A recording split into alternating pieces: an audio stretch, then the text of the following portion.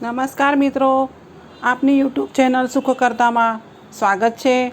અત્યારે ભગવાન શિવને સમર્પિત એવા શ્રાવણ માસ ચાલી રહ્યો છે, તો આપણે અત્યારે શિવજીના 12 જ્યોતિર્લિંગોની વાત આપણા ચેનલ પર કરીશું।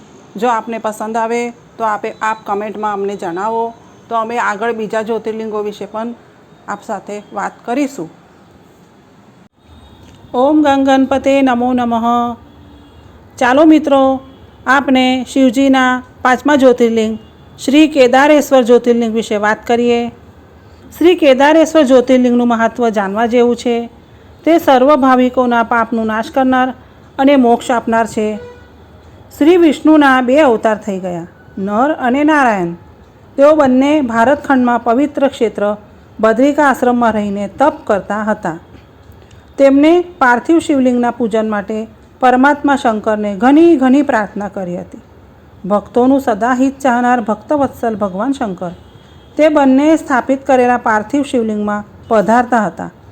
આ પ્રકારે વિષ્ણુના બંને અવતારો સદા સર્વદા શંકરનું ભક્તિ ભાવપૂર્વક પૂજન કરતા હતા। આ પ્રકારે તપ પૂજન અને શિવભક્તિ કરતા બંને ધર્મપુત્રોએ ઘણો લાંબો કાળ પસાર કરી નાખ્યો। તેમની ભક્તિથી એક વેળા પ્રસન્ન થઈ ભગવાન શંકરે તેમને કહ્યું, હે ભક્તો, તમારા ભક્તિભાવથી હું ઘણો પ્રસન્ન થયો છું, માટે તમે મારી પાસે તમારી ઈચ્છા હોય તે મુજબનું વરદાન માંગો। ભગવાન શંકરને પૂર્ણ પ્રસન્ન થયેલા જોઈને ધર્મપુત્રો નર અને નારાયણે લોકોના હિતની ઈચ્છાથી કહ્યું, હે દેવેશ્વર, આપ જો ખરેખર અમારા પર પ્રસન્ન થયા હોય તો અમને વરદાન આપવા માગતા હો તો હે ભોળા શંકર, આપ સ્વયં પોતાને સ્વરૂપે પૂજન માટે આ જ સ્થળે વસો।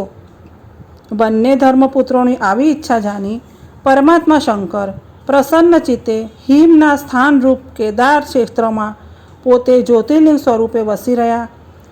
તેઓ લોકો પર ઉપકાર કરે તથા ભક્તોને દર્શન દે તે માટે બંનેએ તેમનું ભક્તિભાવપૂર્વક પૂજન કર્યું અને તે ભગવાન શંકર સર્વના હિતકારી તથા સર્વના દુઃખોને નાશ કરનાર થયા। આમ તે સમયે શંકર પોતે કેદારેશ્વર નામે ત્યાં વસી રહ્યા અને નિત્ય તેમના દર્શન પૂજન કરનાર ભક્તોને ઈચ્છિત ફળ આપનાર થયા। કેદારનાથની યાત્રા મહાપુણ્યકાળી ગણાય છે। એ યાત્રા જે ભાવ ભક્તિપૂર્વક શ્રદ્ધાથી કરે છે તેને મોક્ષની પ્રાપ્તિ થાય છે। શિવજીના દ્વાદશ જ્યોતિર્લિંગોમાં આ કેદારેશ્વર જ્યોતિર્લિંગ 5મું જ્યોતિર્લિંગ ગણાય છે। આ જ્યોતિર્લિંગના દર્શન પૂજન કરનારની આ લોકમાં સર્વ કામનાઓ પૂર્ણ થાય છે। વળી આ મહાત્મ્ય સાંભળનાર પણ સુખ શાંતિ પામે છે અને સર્વ પાતકોથી મુક્ત બની સદગતિને પામે છે। શ્રી કેદારનાથ જ્યોતિર્લિંગ હિમાલયમાં સ્થિત છે। જો આપ સૌને અમારો વિડીયો પસંદ આવ્યો હોય તો અમને કમેન્ટ કરીને જરૂરથી જણાવજો અને અમારી ચેનલને લાઇક, શેર અને સબસ્ક્રાઈબ કરજો અને કંઈ ભૂલ હોય એમાં તો અમને કમેન્ટમાં જરૂરથી બતાવજો। ધન્યવાદ।